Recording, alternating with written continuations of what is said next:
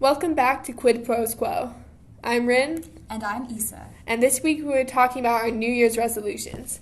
I personally love New Year's resolutions. I think they're so I like fun. making them. I love setting goals and hopefully carrying them through the whole year. You know what? I really do like when I'm sitting down and making goals, just thinking about, okay, how can I make this a realistic goal? What can I do to, help myself when I'm setting it so that when I look back at it later, I'm like, oh, this is doable, Yes. I like thinking through that. Yes, absolutely. So I have 2 big goals and then 2 more nebulous goals, I guess. Mm-hmm. And I'll start with the nebulous goals because those ones are just easier to start with. My 2 nebulous goals are to write more short stories and to write more poetry. Nice. Because, here's the thing. I spend almost all my time writing, working on, big novel projects, which is fun, but they take forever. And I just want, something fun that I can, post on my Patreon for my patrons or something, which, go follow me on Patreon. I don't know, and it's just so satisfying to have something small that you can share easily, because, asking people to read the novel, you are, such a big commitment for them. But if I'm like, hey, can I read you this poem I wrote? I think it's such a great, authentic way to connect with people. That's true. People definitely have more time.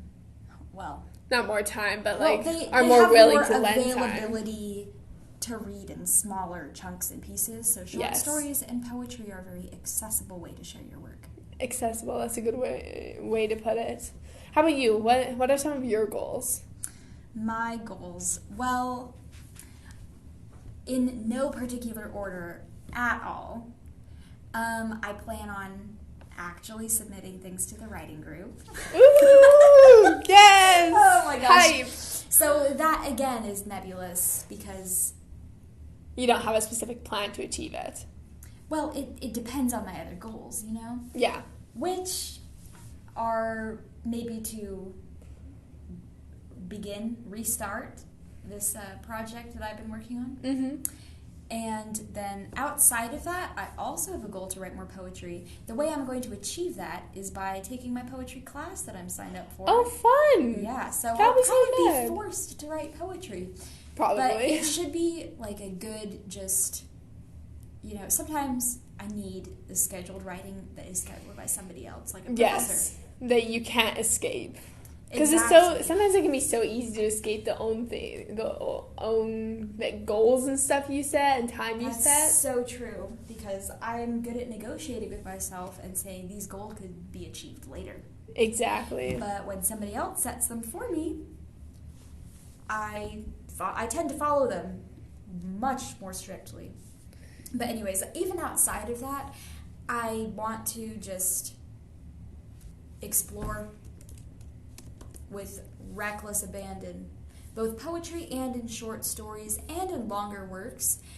I want to play with form, specifically. Oh, that's a very good thing to play with. That could be done in multiple different ways, and maybe I'll try all of them, maybe I won't, who knows, but I just, that is something that I'm absolutely looking forward to, and that I'm way excited to just do. I also have a goal that's maybe on the bigger side, to work on a different large project that, I've maybe not shared yet at all, but I feel like I could do well juggling 2 things, but without it feeling like juggling. If that makes sense, just having some system where I switch off, not on a very specific schedule. Yeah, even, not just, project 1 Monday, Wednesday, Friday, and project 2 Tuesday, Thursday. Yeah, exactly, and not one time this, next time this either. Just as feels right, but still regularly switching off. Yeah, and I just think then that helps my brain to continue being in the mindset of creating and not losing that kind of momentum. Yeah. But then it lets me just kind of like switch off when I need a break. Exactly. I was going to say it's so good to have two projects that you can work on seriously in case you get like kind of burnt out on one and you just need a break. Absolutely. Absolutely. I also have a goal to take pre-writing more seriously. Oh, that's another very good goal. What? I said that's another very good goal. Oh, I thought you said that's not a very good goal. I was ready to throw hands. No, that's another very good goal. Yes, I understand you now. But yeah, that's like not necessarily like pre-writing, like preparing for a big work, but just like more like maybe weekly. I would not commit to daily for where I'm at right now. Yeah. But maybe like a weekly just writing exercise or just writing whatever. Mm-hmm. Just to keep up with being in the thick of writing or whatever. Yes, exactly. Yeah, I totally get that. Anyways, you said you had larger goals as well. I do have larger goals as well. I'd really like to hear about them. Okay. So my two larger goals, I want to get one project to be ready to query and another one at least to be ready for beta readers. So those two projects that I think is going to be this year are my Mad Hatter prequel to All Hail the Queen of Hearts and The Roses, which is a queer fairy tale inspired fantasy adventure. I don't have a catchy catchphrase for it yet. That's okay. Yeah. That's okay. Maybe one of my, you have like a lot of goals, and now I feel like I should make more goals. Well, I just kind of have random goals in general, but I feel like, I don't know. Yeah. I guess maybe that's a lot of goals. Like, I'll probably adopt your pre-writing practice goal, because I think that one's really good, and I think that would be beneficial to me.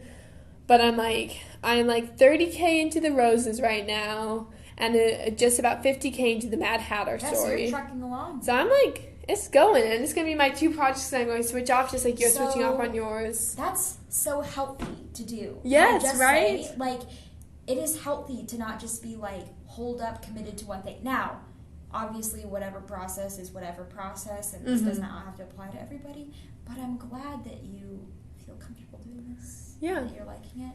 So, like, every once in a while, I do have to buckle down on a project. Like, we just finished NaNoWriMo last month, and the Mad Hatter story was my project. So, yeah.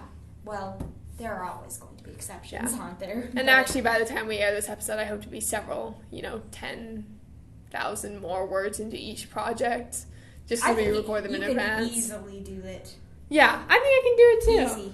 I'll put it in the episode description. That feels very narcissistic to be like, this is my writing update from when I recorded versus when I'm at now. You know what? I feel like it's not narcissistic. It helps keep you accountable, and you're right. It's for you. I will have to write that down after we finish recording this episode so I don't forget, and so I hold myself accountable. Absolutely. Because another good thing with writing with goals is you should always write them down. I think it was maybe Walt Disney who said a goal unwritten is only a wish. Maybe. I'm Googling it right now. It's not coming up with... Oh, no, it was Antoine de Saint-Exupéry who said a goal without a plan is just a wish. Prince. Yeah, exactly, The Little Prince. So good. That's such a good book. Anyways, so as you perhaps finish Mad Hatter and perhaps finish Roses, is one goal to put these both through your writing group, or maybe one only? Probably one through my writing group by the end of the year. The one that's already in it? Yeah, I'm going to finish the one that's already in it and then turn it over to Mad Hatter. But I want to be submitting second draft Mad Hatter stuff through the writing group. Okay. Because I know one thing I really struggle with the first draft is not having enough set dressing. And one of the members of our writing group gets on me about it every single meeting. He's like, Rin, you have not set dressed enough. 65% of your writing, or 65 to like 1 week he like counted up and did the math, which was just insane. Were you there that week? I don't recall. Okay. He was like, this much percent of your writing is only dialogue with just dialogue tags and no set dressing, and that's not okay. And I'm like, you're right, that's not okay.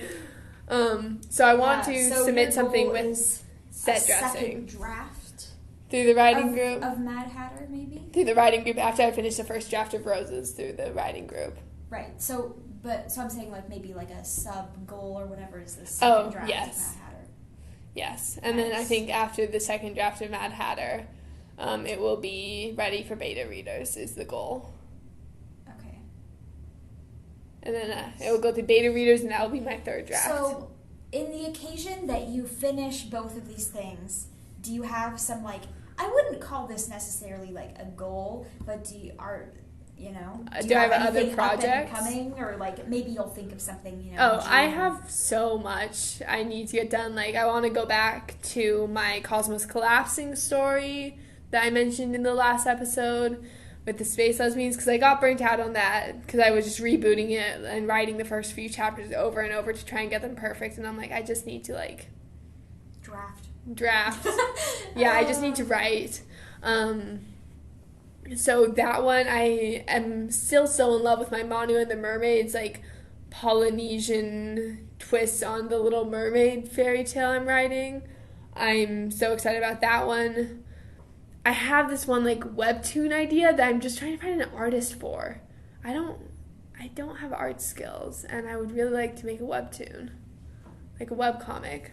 That's cool. So maybe another goal is to investigate what all could possibly go into that. Yeah.